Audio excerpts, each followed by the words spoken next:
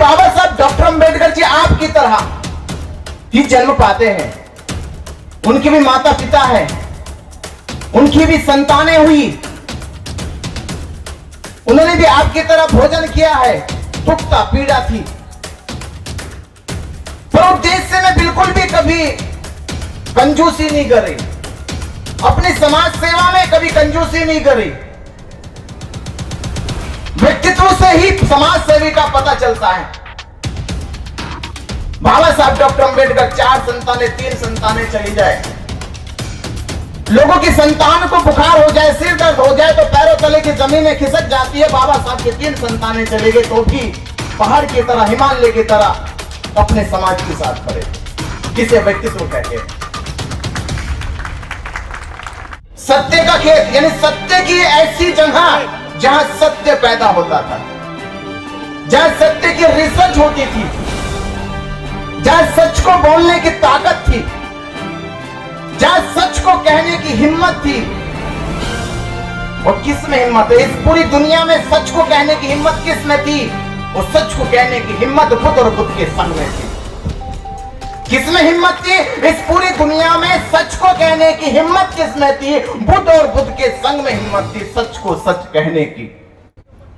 आज जिस महापुरुष की शहादत जो शहीद हो गए भारत में, आज उनकी जन्मोत्सव मना रहे आप। क्यों मना रहे हैं आप? अभी हम कह देते हैं कि उन्होंने जनरल डायर को मार दिया। मारना एक विषय अलग है और आने वाली पीढ़ी को बहादुर बनाना दूसरा विषय है। कभी सोचा आपने? मारना बड़ा विषय नहीं है और अगले आने वाली पीढ़ी गुलाम ना बन जाए, कायर ना बन जाए, उसे बचाना जरूरी है। शहीद उधम सिंह ने आने वाली पीढ़ी के भीतर बहादुरी का वो बीजा अंकुरण कर दिया कि ये शहीद भारत में नहीं, जब जनरल डायर इंग्लैंड चला गया, इंग्लैंड में जाके गोली मारी, जब उसके बच्चे पढ़ेंगे, जब उसके देश के नौजवान पढ़ेंगे तो उनके नौजवानों के भीतर भी खून शहीद वाला आ जाएगा, उनके भीतर भी खून बहादुरी वाला आ जाएगा, उनके भीतर भी खून गुलामी से लड़ने का आ जाएगा। ये मारने का नहीं है, आने वाली पीढ़ी को बहादुर बनाने का है। और बहादुर कौमें किसे कहते? बहादुर कौमें वो होती है जो अपने का साथ कभी छोड़ती नहीं है। अगर कायर कौम होगी, डरपोक कौम होगी, लाचार बेबस कौम होगी तो अपनी अपनी जान बचाने के लिए अपने अपने रास्ते से निकल जाएंगे। मैं ये बात इसलिए कह रहा हूं क्योंकि समाज में एक दूसरे की साथ देने की भावनाएं जो है, एक दूसरे के साथ चलने की जो भावनाएं हैं, वो दिखाई नहीं पड़ती, वो दिखाई नहीं देती। और जब तक भावनाएं दिखाई नहीं देगी तब तक हमारा और हमारे समाज का भला नहीं हो सकता। जो ये कार्यक्रम पूरा जिस धरती पे हो रहा है, साकेत धरती, मंच से सुन भी लिया अपने। साकेत का मतलब बड़ा प्राचीन है, बड़ा इतिहास है इसका। साकेत 2 शब्दों को कह दूं मैं, सत्य का क्षेत्र, सत्य का खेत। साकेत माने सत्य का खेत, यानी सत्य की ऐसी जगह जहां सत्य पैदा होता था, जहां सत्य की रिसर्च होती थी, जहां सच को बोलने की ताकत थी, जहां सच को कहने की हिम्मत थी। और किस में हिम्मत है? इस पूरी दुनिया में सच को कहने की हिम्मत किस में थी? और सच को कहने की हिम्मत बुद्ध और बुद्ध के संग में थी। किस में हिम्मत थी? इस पूरी दुनिया में सच को कहने की हिम्मत किस में थी? बुद्ध और बुद्ध के संग में हिम्मत थी सच को सच कहने की।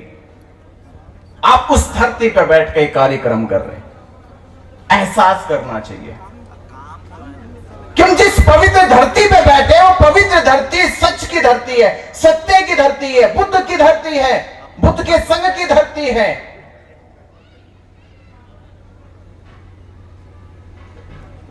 उसी संग के साथ जो भी हुआ, वो हम याद कर रहे हैं। क्यों याद कर रहे हैं? उसे इसलिए याद कर रहे हैं कि वो जो बंजर भूमि आज से हजारों साल पहले हुई, उस बंजर भूमि को उपजाऊ भूमि बनाया जाए, इसलिए यह मंच लगा के आप लोगों को जगाने का काम किया जा रहा है। ये बंजर भूमि को उपजाऊ बनाया जाए। उपजाऊ का मतलब किससे फसल आ जाए, फिर से बीज अंकुरित हो जाए। अगर हम बीज अंकुरित नहीं कर पाए, इस बंजर भूमि को उपजाऊ नहीं बना पाए, तो आपका आना, इस पे खर्च करना या कुछ समय के लिए अपना बैठकर चले जाना, ये कोई, इसका कोई योगदान नहीं रहेगा, कोई महत्व नहीं रहेगा। खेत में अगर 100 बीज छींटे जाए, 90 बीज ना हो, पर 10 तो बीज लगने चाहिए, 10 तो लग जाए, तो आपके कार्यक्रम की सफलता आपको मिल जाएगी। ये सफलता कैसे मिलेगी? मैं आपको एक चीज बता रहा हूं, कैसे सफलता मिलेगी और कैसे सफलता मिलती है। सफलता तब मिलती है जब व्यक्ति उस सफलता को पाने के लिए आतुर हो जाए। आतुरता आनी चाहिए उसके भीतर, निष्पक्षता आनी चाहिए उसके भीतर, उसके भीतर ये लक्ष्य बन जाना चाहिए, उद्देश्य बन जाना चाहिए कि जिस कार्यक्रम के लिए मैं आया हूं, वो कार्यक्रम मेरे लिए उद्देश्य है, ना कि केवल कोई मनोरंजन है। बाबा साहब डॉक्टर अंबेडकर जी, ये दौर और बाबा साहब डॉक्टर अंबेडकर जी का दौर, सोचिए बाबा साहब डॉक्टर अंबेडकर जी आपकी तरह ही जन्म पाते हैं, उनके भी माता पिता है, उनकी भी संतानें हुई, उन्होंने भी आपकी तरह भोजन किया है, दुख था, पीड़ा थी, पर उद्देश्य में बिल्कुल भी कभी कंजूसी नहीं करी, अपनी समाज सेवा में कभी कंजूसी नहीं करी। व्यक्तित्व से ही समाज सेवी का पता चलता है। सोचिए बाबा साहब डॉक्टर अंबेडकर जी आपकी तरह ही जन्म पाते हैं, उनके भी माता पिता है, उनकी भी संतानें हुई, उन्होंने भी आपकी तरह भोजन किया है, दुख था, पीड़ा थी, पर उद्देश्य में बिल्कुल भी कभी कंजूसी नहीं करी, अपनी समाज सेवा में कभी कंजूसी नहीं करी। व्यक्तित्व से ही समाज सेवी का पता चलता है। बाबा साहब डॉक्टर अंबेडकर 4 संतानें, 3 संतानें चली जाए, लोगों की संतान को बुखार हो जाए, सिर दर्द हो जाए तो पैरों तले की जमीनें खिसक जाती है। बाबा साहब की 3 संतानें चली गई तो भी पहाड़ की तरह, हिमालय की तरह अपने समाज के साथ खड़े थे। इसे व्यक्तित्व कहते हैं। डिगे नहीं बिल्कुल भी। बाबा साहब डॉक्टर अंबेडकर जी के नारे लगाते हैं, जोश आता है, पर वो जोश जुबानी जोश नहीं होना चाहिए, वो जोश आपके व्यक्तित्व का होना चाहिए कि एक एक बच्चे के भीतर बाबा साहब की क्रांति का बीजारोपण हो गया है, तो उस बीजारोपण से एक वृक्ष बन के दूसरे फल को लाने की तैयारी करो।